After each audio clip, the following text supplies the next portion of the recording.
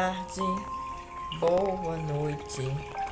Eu sou a professora Elcia Macedo. Se você está chegando aqui no canal agora, espero que esta leitura faça sentido para você. E aí você se inscreve no canal para ajudar o nosso trabalho online, para também dizer aos algoritmos que o que você estuda e o que eu também estudo e o que nós fazemos é relevante. Os algoritmos só entendem cliques, minha gente. Então vamos nos ajudar aí, tá?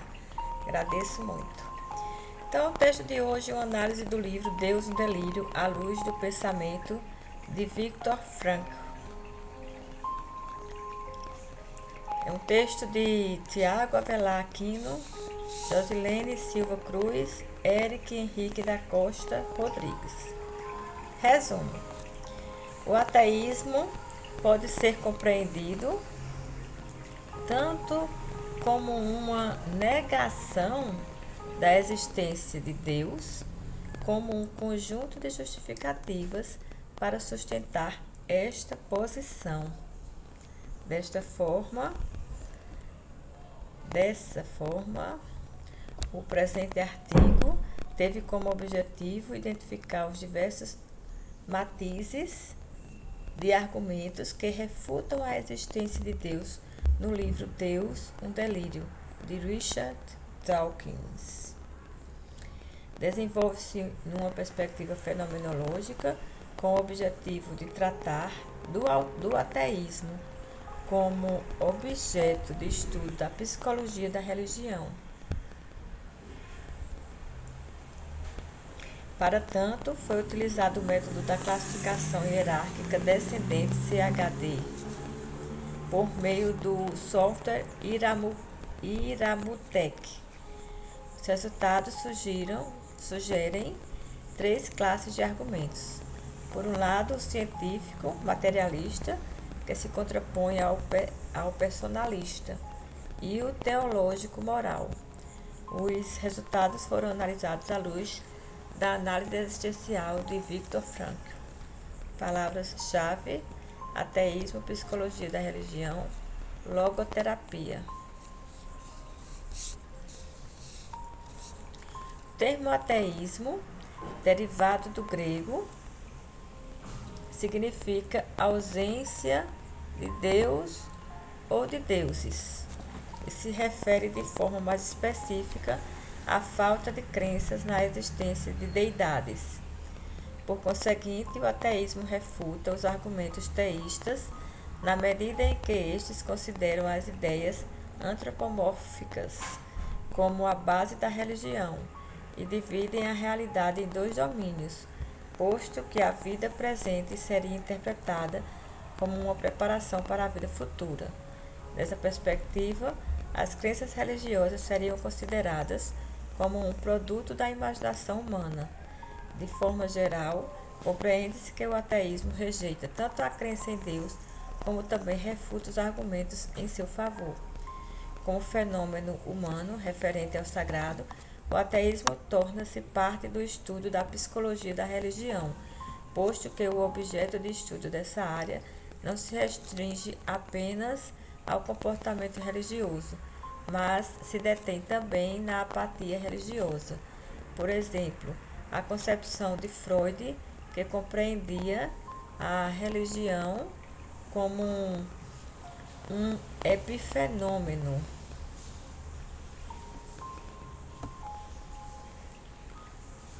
Tendo em conta que o que emerge é um conjunto de impulsos de desejo que mascaram a religião como algo de origem puramente humana, explicável somente em termos do natural desejo humano de proteção e felicidade.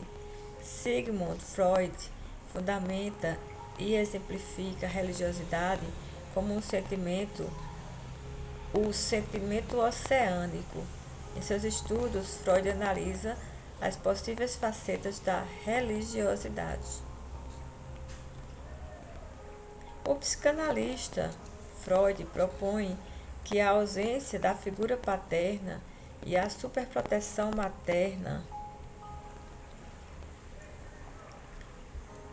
que é considerada uma falha, gera uma frustração da criança e com isso resultaria em um sentimento oceânico, isto é, um sentimento de dimensão oceânica que implicaria na tentativa de a criança preencher as suas necessidades e singularidades durante sua vida. Para Freud, esse sentimento oceânico estaria diretamente ligado à necessidade de sentido para a vida, visto que essa estrutura em forma de lacuna simbólica precisaria de um sentido estruturalmente compatível, grande, um símbolo de divindade onipotente, tornar-se-ia em um viável candidato a preencher essa lacuna. Portanto, Freud analisa o sentimento oceânico de maneira experiencial, uma experiência de consolação que, em sua completude, proporciona ao sujeito um aspecto de uma unidade dele em relação à dimensão de seus símbolos. Já para Comte e Sponville, o apego à esperança de uma outra vida que seria melhor, uma vida celestial, por um apego de viver o que há de certeza, uma eternidade de momentos chamado presente. Ademais, segundo o mesmo autor, as religiões reúnem concepções para harmonizar questões existenciais, que em sua grande maioria se resumem envoltas aos problemas da finitude da vida e da dúvida de um possível pós-vida. Não obstante, conforme pensam, a perspectiva de inferno é mais inquietante que a do nada.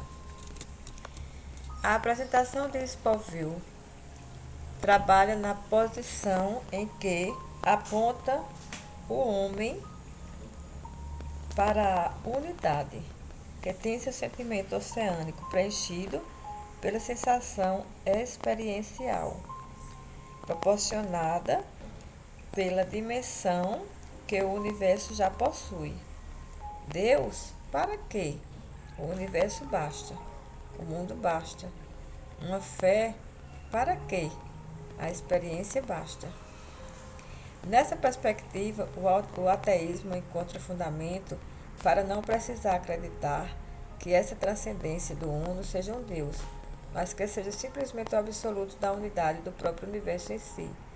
Nessa direção, Farias aventa que os ateus utilizariam as crenças naturalistas para aliviar a ansiedade, as dúvidas e o estresse, similar aos religiosos, que utilizam seu sistema de crenças como meio de enfrentamento. Nessa esteira, Dawkins considera que as religiões promovem alívio para os aflitos e argumenta que falsas crenças podem ser tão reconfortantes quanto as verdadeiras. O sucesso desses conceitos para refletir em um possível benefício histórico-social, como propõe Richard Dawkins, dessa forma, a promoção de declaração como você sobreviverá à própria morte e a crença em Deus é uma virtude suprema, tem conquistado um grupo de indivíduos sujeitos à completude que essas afirmações podem proporcionar, condição satisfatoriamente advinda da fuga em relação aos medos das questões misteriosas da vida.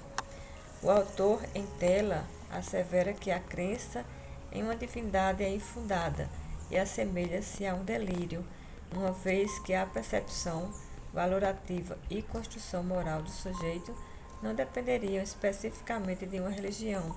Postula ainda gradações ou marcadores entre a crença e descrença em Deus, a partir das possibilidades de sua existência, que pode variar entre os extremos teístas convictos, aqueles que sabem da existência de Deus, e o ateu convicto, aquele que assume saber a inexistência de Deus, tendo como ponto intermediário o agnóstico.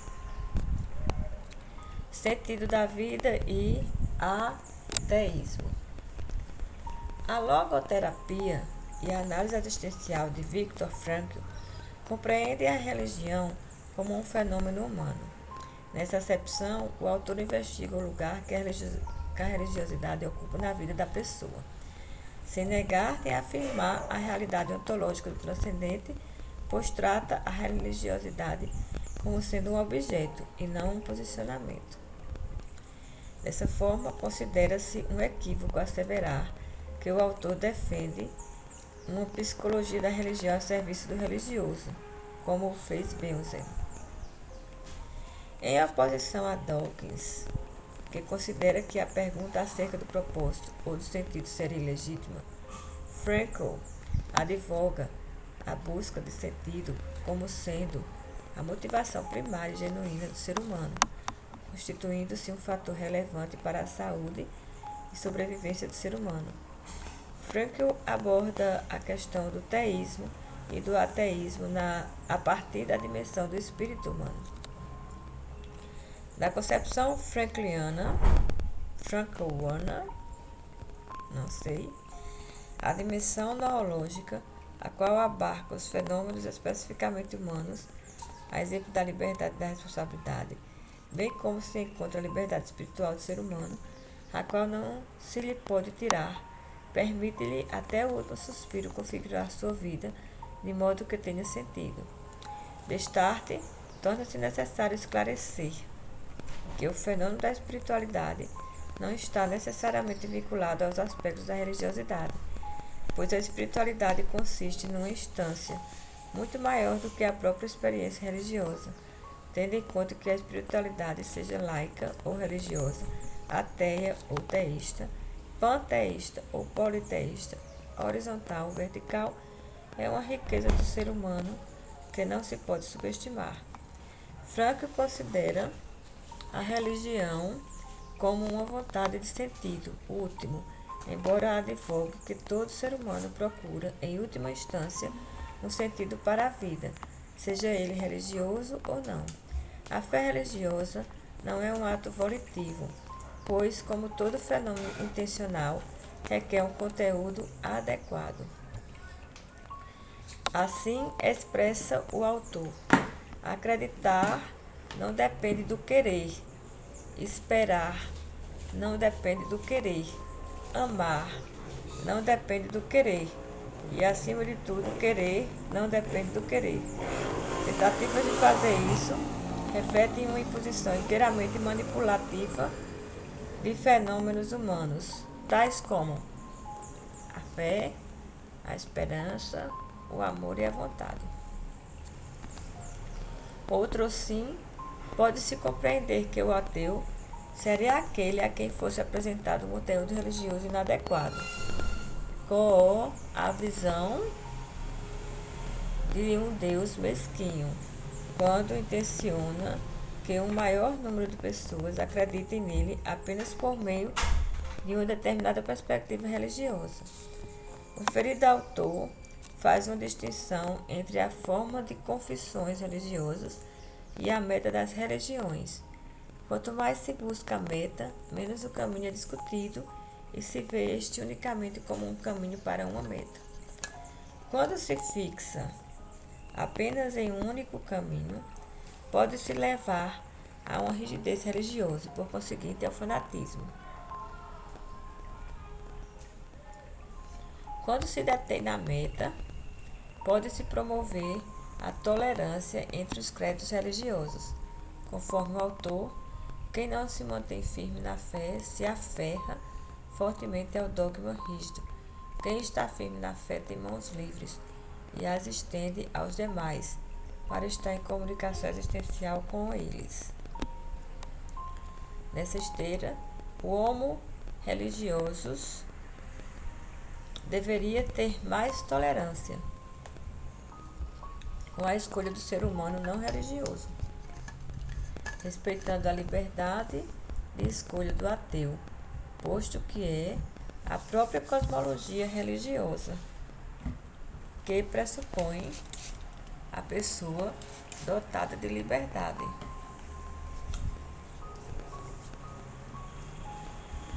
Partindo dessa premissa, essa mesma liberdade também permite ao homem rejeitar qualquer Weltanschauung religiosa.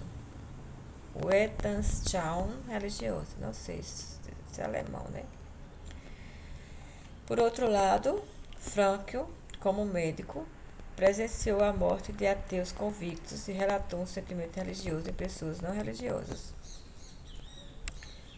No leito de morte, na hora suprema, deram testemunho do que nunca, durante décadas, teria sido capaz de participar a ninguém, a saber, uma sensação de segurança, de descanso sereno, que não só contraria a sua ideologia do passado, como também não pode tampouco ser intelectualizada ou racionalizada. Dessa forma, numa perspectiva fenomenológica, a diferença entre o ateu e o homem religioso estaria justamente na forma de interpretar.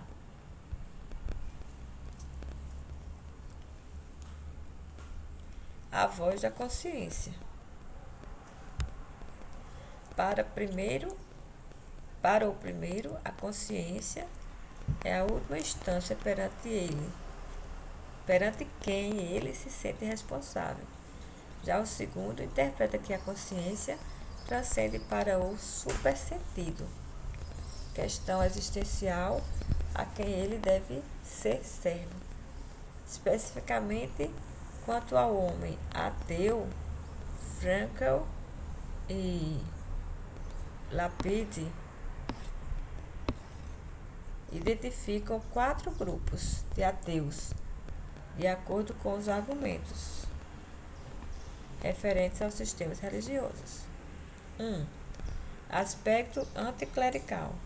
Argumentos que levam em consideração que, por um lado, há uma revolta contra os sacerdotes e os representantes de Deus. Por outro lado, expressam a culpa em relação a Deus pelos erros de seus seguidores. 2. Aspecto infantil. Justificativas que se posicionam contrárias às imagens infantilizadas que receberam na tenra idade, as quais não preenchem a genuína necessidade de fé. 3. Aspecto de ressentimento. Raciocínios que consideram que os ateus não perdoaram o mal existente no mundo. 4. Aspecto moral. A alegação que sugere não aceitar a moral prescrita da qual o ser humano deveria ser bom para merecer isso para o céu, para merecer ir para o céu, pois argumentam que o bem seja um fim em si mesmo. Tendo em conta que há um matiz de argumentos que refutam a existência de Deus, o objetivo do presente trabalho foi analisar o livro Deus, um Delírio, de Richard Dawkins, à luz do pensamento de Viktor Frankl. O trabalho se justifica na medida em que esse autor é um dos principais representantes contemporâneos do ateísmo, o que o torna um objeto plausível entre os estudos sobre religião nos tempos atuais.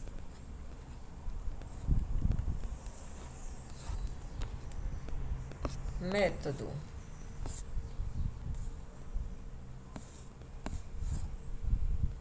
Vamos ao método. Esta pesquisa fundamentou-se na análise textual por meio do software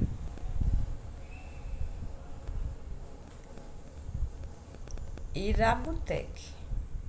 De acordo com Camargo e Justo, esse software, desenvolvido pelo francês Pierre Rathenau em 2009, vem sendo utilizado em pesquisas no Brasil desde 2013. Neste estudo, procedeu a um método de classificação hierárquica descendente, CHD, tendo como corpus o livro Deus, um Delírio. Essa análise permitiu a identificação de classes semânticas desses corpos em segmentos de texto mediante o vocabulário, formando conjuntos de palavras lematizadas e aproximadas pelo seu significado, bem como demonstrou seus percentuais dentro do corpus analisado. Resultados. Inicialmente, o corpus do livro Deus, um Delírio, foi dividido em 3.662 segmentos de texto, e 90,3% desses segmentos foram considerados pelos pesquisadores na análise. Por meio do método de classificação hierárquica descendente CHD, constatou-se a presença de 3 classes lexicais distintas. Tais classes foram obtidas a partir dos segmentos de textos que compartilharam o vocabulário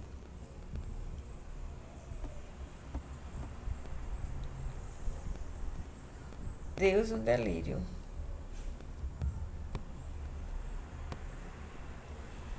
Compartilharam o vocabulário. Classe 1, argumento personalista. Classe 3, argumento teológico-moral. Classe 2, argumento materialista científico.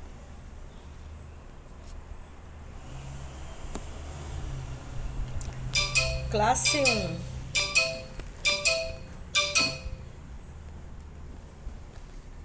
Classe 1 foi constituída por 1.316 unidades de contexto elementares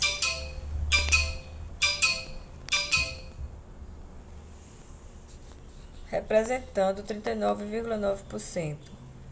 As principais palavras que se associaram a essa classe foram religioso, pessoa, ateu, religião, crença, fé, Hitler, entre outros.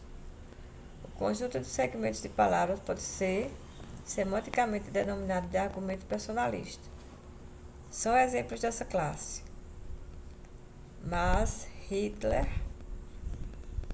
nunca renunciou formalmente ao catolicismo, e existem indicações ao longo da vida dele que tenha permanecido religioso, se não católico. Ele parece ter ficado com a crença em algum tipo de providência divina. Há algo infantil na ideia de que outra pessoa, pais, no caso de crianças, Deus, no caso de adultos, tem responsabilidade de dar sentido ao objetivo à sua vida.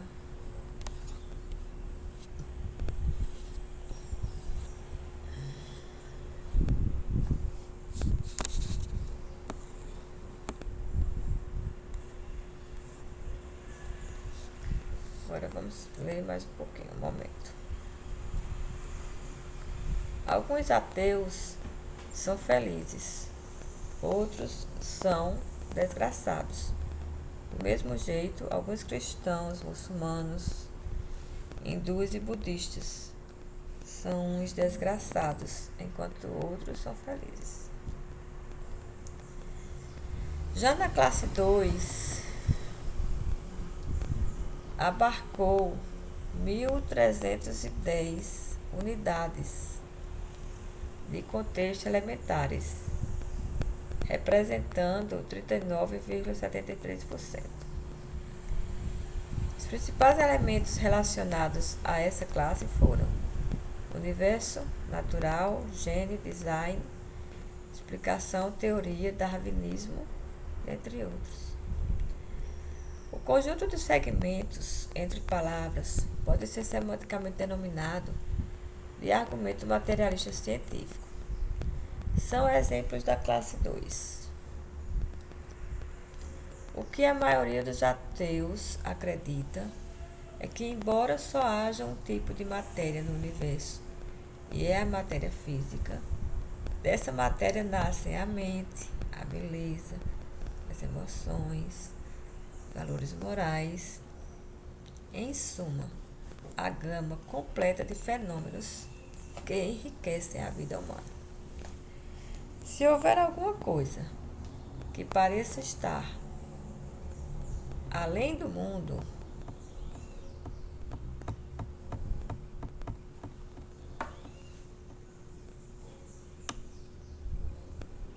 natural, conforme o entendemos hoje, Esperamos, no fim, ser capazes de entendê-la e adotá-la dentro da natureza.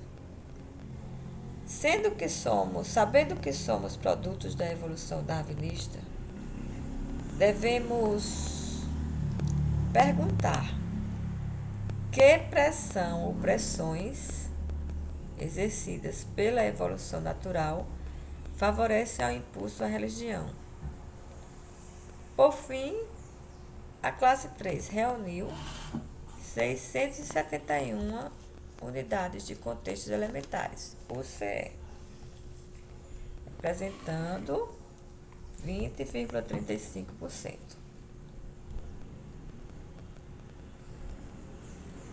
Os principais elementos que emergiram nessa classe 3,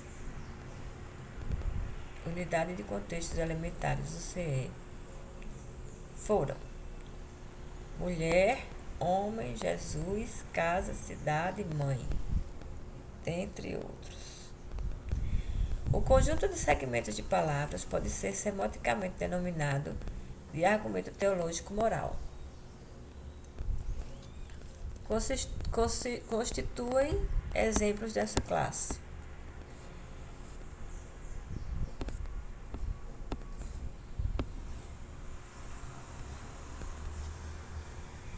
Bom, vamos ver, tá, gente? Porque estamos aqui trabalhando. Mas Hitler já foi esse. Classe 1. Da classe 3. Porque às vezes o PDF ele salta.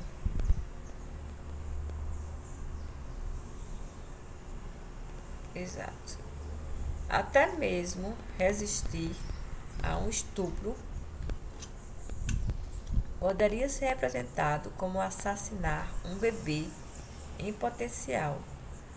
E, aliás, há um monte de ativistas pró-vida que negariam o aborto, até a mulheres vítimas de estupros brutais. Teólogos mais sofisticados declaram que Deus não tem sexo, embora alguns teólogos feministas queiram compensar injustiças históricas. Mas, afinal de contas, qual é a diferença entre uma mulher inexistente e um homem inexistente?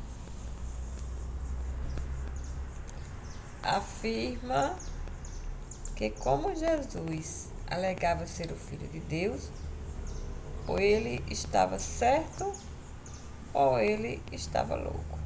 Afirmar. Bem, discussão. De forma geral, conforme se pôde constatar por meio do dendrograma, todo o discurso de Richard Dawkins é baseado na contraposição de juízos científicos materialistas, por um lado, e argumentos personalistas e teológico-morais, por outro lado. Ademais, pôde-se constatar uma aproximação dos seus argumentos com a tipologia proposta por Frankl e Lapide. Nessa perspectiva, observam-se argumentos referentes aos aspectos de ressentimento, sobretudo referindo-se a Hitler como não tendo abandonado o seu senso religioso, bem como o anticlericalismo, na medida em que o ateísmo considera que ser religioso ou não é uma garantia para a felicidade. O aspecto infantil pode ser constatado ao argumentar que, na perspectiva do homem religioso, o propósito da vida é dado por Deus, retirando a responsabilidade pessoal. Nessa concepção, Frankl assevera que não seria Deus que estaria morto, mas a imagem infantilizada de Deus derivada de um condicionamento sociológico. Embora a análise existencial do homem religioso descreva com a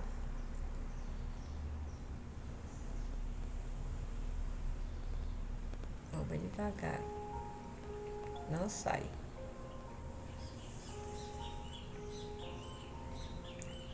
Descreva com a imagem do contramestre que fornece sentido à vida. Para esse autor, independentemente de ser religioso ou não, o ser humano encontra sentido na vida a partir de sua liberdade da vontade.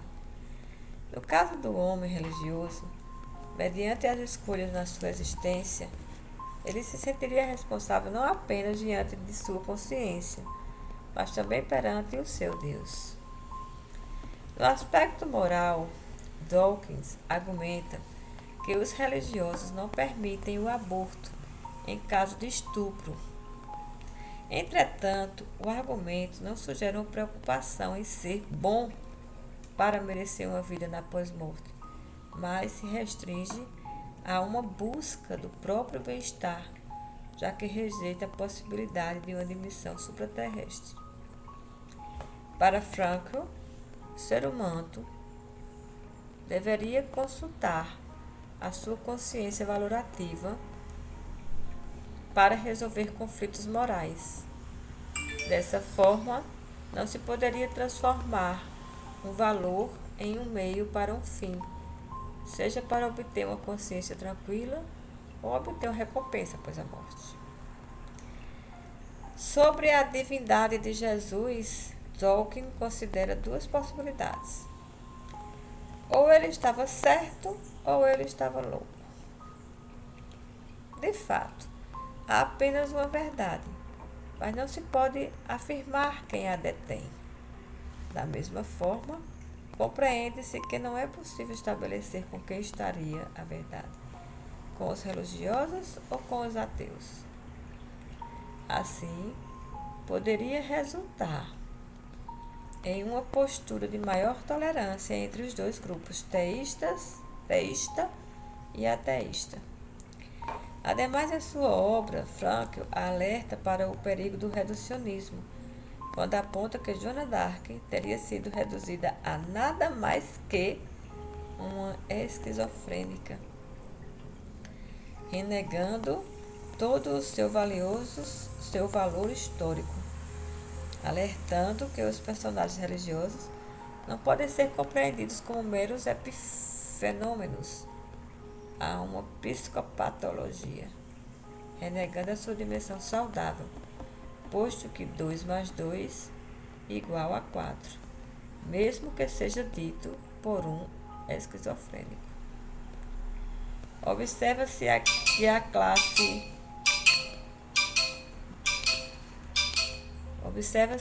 classe 2 representa o ponto de partida da cosmovisão de Dawkins, já que se fundamenta nos argumentos materialistas científicos. Logo, para o autor, a matéria é uma origem e a explicação de todos os fenômenos, e nada estaria fora do mundo natural. Logo, para o autor, a matéria é a origem e a explicação de todos os fenômenos e nada estaria fora do mundo natural. Não obstante, Frankl assevera que é possível abarcar os fenômenos em sua totalidade, pois estão além da apreensão e compreensão racional. Ademais, o sentido de todo não é passível de demonstração, pois não compartilharia a dimensão sensível, tal como os fenômenos naturais. A ciência natural apenas chega a tomar nota dos acontecimentos, o perguntar pelo sentido, o dar sentido ao acontecer natural, não é sua competência. Para o ateísmo, cabe o ônus da prova, onus probandi, e assim advogar pela inexistência de Deus. Já para o homem religioso, não cabe a dúvida, mas suportar a indemonstrabilidade, limitando-se ao seguinte argumento probabilístico: a maior parte das realidades tem sido um sentido concreto. Por isso, a crença de que tudo tem sentido é provavelmente racional. Dessa forma, a ciência natural não seria suficiente para explicar a adesão ao sistema de pensamento religioso, posto que a vontade de um sentido último estaria em uma dimensão de uma categoria transcendental, ou seja, em uma dimensão racional. Por fim, compreende-se, à luz do pensamento de Viktor Frankl, que o ateísmo seria a compreensão cabal da liberdade da vontade, já que o ser humano seria o único ser que, em última instância, escolheria entre crer ou não crer em um Deus transcendente. Assim, teístas e ateístas estariam unidos por uma qualidade espiritual comum, a liberdade de escolha. Considerações finais. O objetivo do estudo é analisar o livro Deus, um Delírio, de Richard Dawkins, publicado em 2007, à luz do pensamento de Viktor Frankl, foi plenamente alcançado por meio da identificação das classes que compõem os argumentos ateístas desse autor. Embora Frankl e Dawkins não tenham se encontrado para promover um diálogo, o presente artigo proporcionou um debate entre esses dois pensadores do século XX, que ainda repercutem no campo do conhecimento nos dias atuais. Esse confronto pode ser profícuo para o campo científico, para ampliar o horizonte dos tipos de argumentos que constituem o ateísmo moderno. Assim, recomenda que novos olhares possam se debruçar sobre a obra de Dawkins, com o escopo de proporcionar novas propostas acerca dos argumentos e provocações científicas para o campo da psicologia da religião. A pesquisa relatada no manuscrito foi financiada parcialmente pela bolsa de doutorado da segunda autora.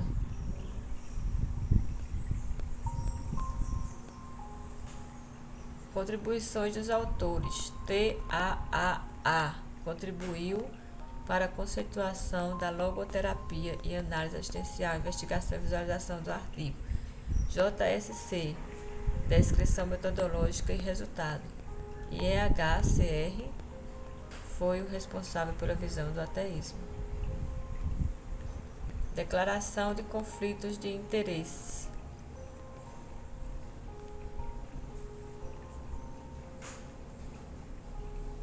Declaração de conflitos de interesse. Não sei nem se a gente precisa estar lendo isso aqui, mas enfim, eu já comecei. Então, gente, eu vou terminar, tá? Mas a leitura do texto acabou. Os autores declaram que não há conflitos de interesse no manuscrito submetido. Pronto. Agora, essa leitura, ela teve como base a provocação de um estudo dirigido, tá? E o estudo dirigido tem as seguintes, orientações. Considerando o artigo Análise do livro Deus, um Delírio, à luz do pensamento de Viktor Frankl, responda: quais as modalidades de ateísmo elencadas no artigo? Ávila compreende que a psicologia da religião deve estudar tanto a pessoa religiosa frente à sua referência ao sagrado, como também a apatia religiosa do ser humano não crente. Como você aplica esse princípio no artigo em questão? Então, eu deixo para vocês essas perguntinhas básicas e já agradeço desde já por você estar aqui conosco em nosso canal. Elcia Macedo Academy é um canal experimental da professora estudante que está com você para construir conhecimento sólido, responsável, acadêmico, científico. Foi importante para você essa leitura? Lhe ajudou? Economizou o seu tempo você escutando a leitura, tendo que ler o texto? Foi lido na íntegra esse, tá? Inscreve-se no canal, tá? Ajuda-nos. Ajuda os algoritmos a entender que o que nós fazemos é relevante. E vamos lá!